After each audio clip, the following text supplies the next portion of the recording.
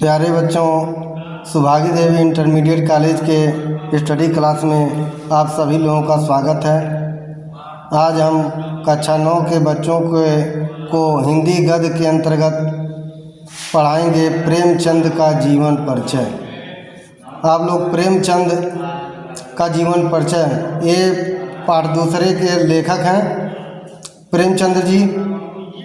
इनका ये इस पुस्तक में इनकी एक कहानी है जिसका नाम है मंत्र नामक कहानी के लेखक हैं।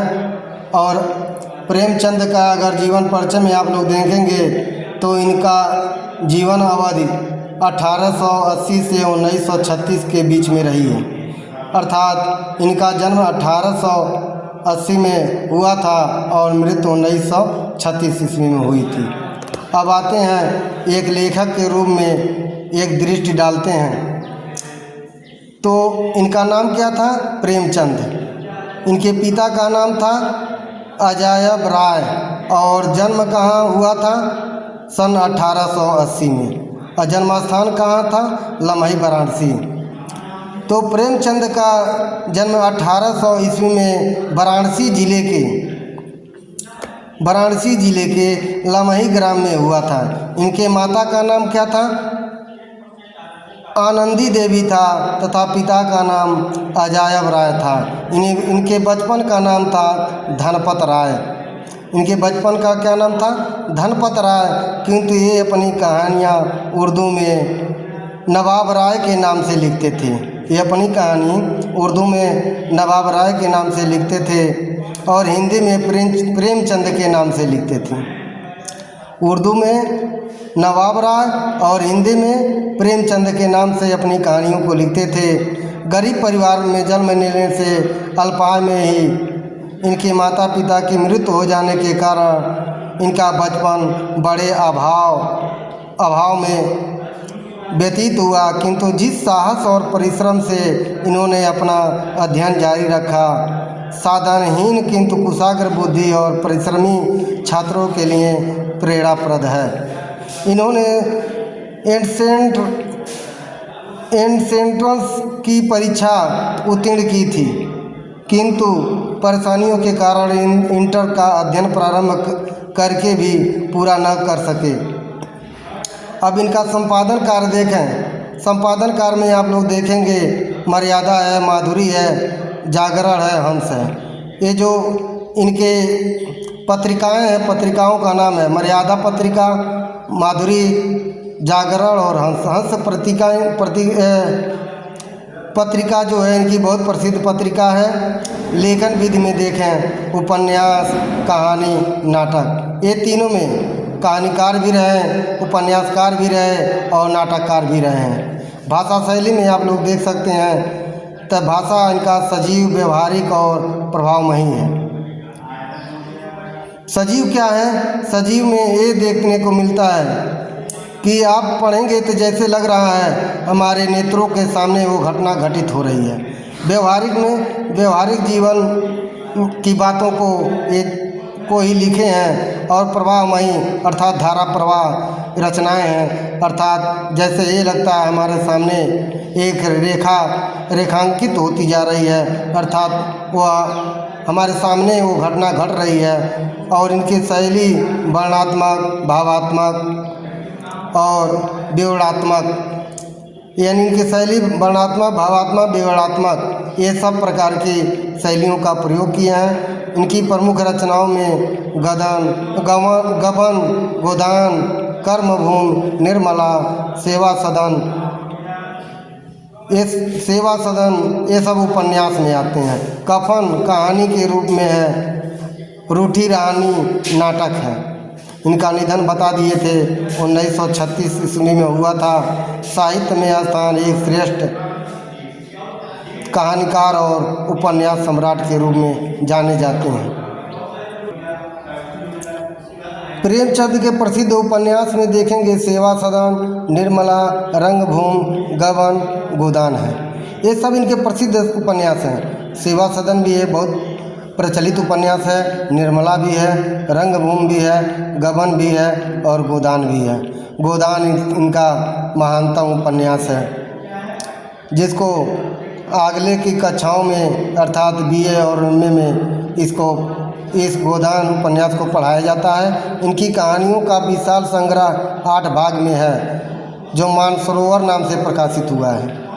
जो इनकी कहानियों का विशाल संग्रह 8 भागों में है, जो मानसरोवर नाम से प्रकाशित हुआ है। अर्थात जो कहानी का जो संग्रह है मानसरोवर नाम से है, ये 8 अध्यायों में है, 8 भागों में है, जिसमें लगभग 300 कहानियाँ संकलित हैं। करबला, संग्राम, रूठी रानी, प्रेम की बेदी इसके नाटक हैं। इनके प्रसिद्ध नाटकों में करबला पढ़ेंगे, संग्राम है, रूठी रानी है, प्रेम की बेदी है, इनके नाटक हैं। साहित्य निबंध में कुछ विचार नाम से प्रकाशित है। इनकी कहानियों का अनुवाद संसार की अनेक भाषाओं में हुआ है। गोदान हिंदी का एक श्रेष्ठ उपन्यास है। हम पहले ही बताए हैं, गोदान जो है एक श्रेष्ठ उपन्यास है जो उच्च कक्षाओं में पढ़ाई जाती है। प्रेमचंद ने हिंदी कथा साहित्य में युगांतर स्थापित किया था, इसलिए इन्हें कथा सम्राट भी कहा जाता है। अर्थात कहानी लिखने में यानी कहानी के रूप में जिनका जो स्थान इनका है, इनका स्थान अन्य किसी का नहीं है। अर्थात कथा का सम्राट का पद इनको प्राप्त हुआ है।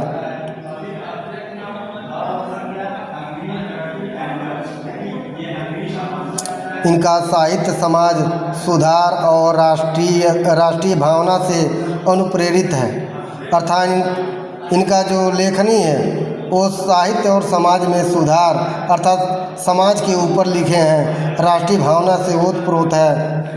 और इनका जो भी उपन्यास, नाटक, कहानी आप लोग देखेंगे तो यथार्थ जीवन में वे घटनाएं आज भी घटित होती हैं, आज भी मिलेंगी। वह अपने समय के सामाजिक और राजनीतिक परिस्थितियों का पूरा प्रतिनिधित्व करता है। इनकी कहानी, उपन्यास या नाटक आप लोग देखते हैं, आप लोग पढ़ेंगे तो जो इनके उस समय के, जिस समय के लिखे थे, उस समय के राजनीतिक और सामाजिक परिस्थितियों में वे घटनाएं घटित होती रहती थीं। उसमें किसानों के दशा, सामाजिक बंधनों में तड़पती नारियों की वेदना और वर्ण व्यवस्था की कठोरता के भीतर संत्रस्त हरिजनों की पीड़ा का मार्मिक चित्रण लगता है। अर्थात ये किसानों के मार्मिक दशा का वर्णन किए हैं और सामाजिक बंधनों से तड़पती नारियों की वेदना का भी वर्णन किए हैं। और वर्ण व्यवस्था की कठोरता, जो वर्ण व्यवस्था क्या है, जो जाति धर्म की भेदभाव है, उसको उस पर भी, उस तंत्र पर भी प्रहार किए हैं। हरिजनों की पीड़ा का भी मार्मिक चित्रण इनके कथाओं में, इनके उपन्यासों में, इनके नाटकों में मिलता है। इनकी सहानुभूति भारत की दलित जनता, शोषित किसान, मजदूरों और उपेक्षित नारियों के प्रति रही है। ये अपने लेखन में अमीरों और सेठों और राजाओं का वर्णन नहीं किए, बल्कि ये निम्न वर्ग के लोगों का, किसान, नारी, हरिजन और शोषित वर्गों पर अपनी लेखनी को चलाई है। इसकी सहानुभूति भारत के दलित जनता, शोषित किसान, मजदूरों की उपेक्षित नारियों के प्रति रही है। सामाजिकता के साथ ही इनके साहित्य में ऐसे तत्व विद्यमान हैं।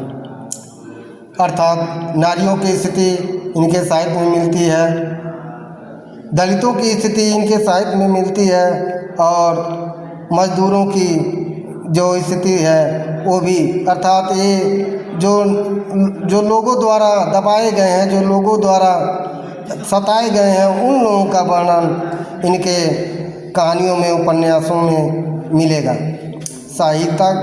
सामाजिकता के साथ ही इनके साहित्य में ऐसे तत्व विद्यमान हैं जो उसे शाश्वत और अस्थायी बनाते हैं। इन सामाजिकता के साथ यानी सामाजिकता के साथ अर्थात समय के साथ इनके साहित्यों में वे उस समय के तत्व विद्यमान है। उस समय की जो भाषा शैली है, जो बोली है, उसे भी अपने साहित्य में उसको लिखे हैं, जो उसे शाश्वत और अस्थायी बनाते हैं। प्रेमचंद अपने युग के उन प्रसिद्ध कलाकारों में से थे जिन्होंने हिंदी के नवीन युग की आशा आकांक्षाओं की अभिव्यक्ति का सफल माध्यम बनाया था। कहने का अर्थ ये है, वे उस प्रसिद्ध कलाकारों में थे जिन्होंने हिंदी के नवीन युग की आशा और आकांक्षाओं पर खरे उतरे और उसके अभिव्यक्तियों के अर्थात हिंदी के अभिव्यक्ति को सफल भी बनाए। प्रेमचंद हिंदी में उर्दू से आए थे, अर्थात सर्वप्रथम वे उर्दू में अपना लेखन कार्य प्रारंभ किया। बाद में ये हिंदी से प्रेरित हुए और हिंदी में लिखना प्रारंभ कर दिए थे। इसके लिए इनकी भाषा में उर्दू के चुस्त लोकोक्तियों और मुहावरों का प्रयोग की प्रचुरता मिलती है। इसलिए आप लोग इनकी कहानियों में देखेंगे, उपन्यासों में देखेंगे तो उर्दू के झलक दिखाई देते हैं, अर्थात उर्दू के जो लफ्ज़ होते हैं वे इनके लेखन प्रणाली में महत्वपूर्ण स्थान रखते हैं, जिनमें मुहावरा लोकोक्तियाँ प्रमुख स्थान रखती हैं। इनकी भाषा सहज, प्रभावपूर्ण, मुहावरेदार, प्रभावशाली है, जिसे अद्भुत व्यंजना शक्ति भी विद्यमान है। इनकी भाषा सहज है, इनकी लोक भाषा में लिखे हैं, न कि क्लिष्ट भाषा है। एक लोक भाषा जहाँ की स्थिति का वर्णन किए हैं वहीं की भाषा का भी प्रयोग अपने साहित्य में किए हैं। इस प्रकार इनकी साहित्य रचना में अद्भुत व्यंजना शक्ति भी विद्यमान है। आपकी भाषा दो रूपों में प्राप्त होती है। इनकी भाषा दो रूपों में प्राप्त होती है। प्रथम क्या है? प्रथम वह रूप है जिसमें संस्कृत भाषा के तत्सम शब्दों का बाहुल्य है। इनके भाषा को दो भागों में बांटा जा रहा है।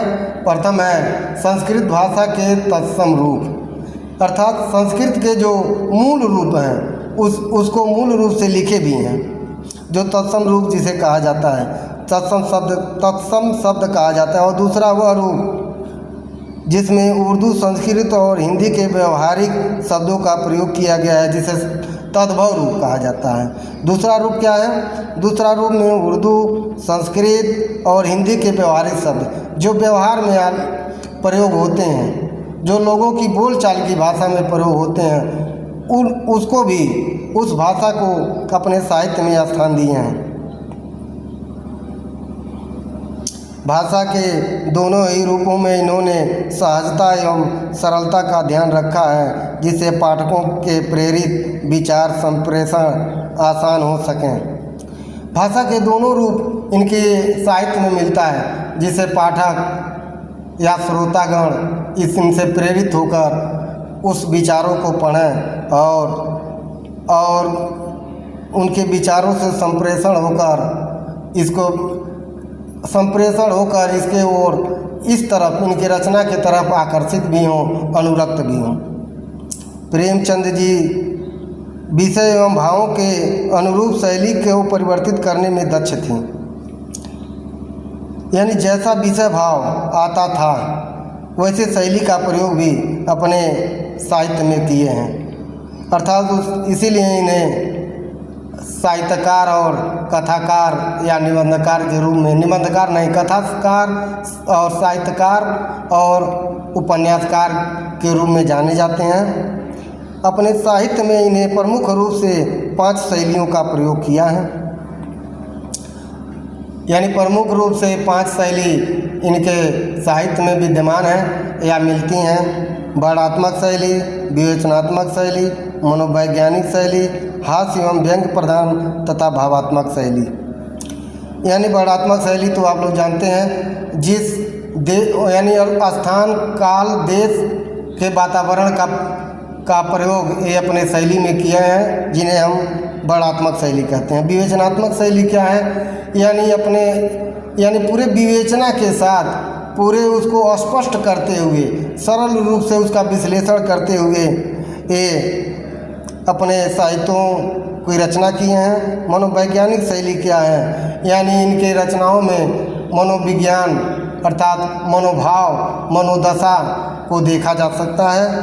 हास्य व्यंग प्रधान, इनके साहित्य में हास्य और व्यंग यानी कटाक्ष का भी प्रयोग मिलता है और हंसी ठिठोली का भी व्यवहार इनके साहित्यकार में झलकते हैं, अर्थात इनकी रचनाओं में यह हास्य व्यंग की उपलब्धता है और भावात्मक। आप लोग इनकी रचना को पढ़ते पढ़ते भावुक हो जाएंगे, अर्थात भाव विभोर हो जाते हैं पाठक या श्रोतागण। इसलिए इनके शैली में, इनकी रचनाओं में 5 शैलियाँ प्रमुख रूप से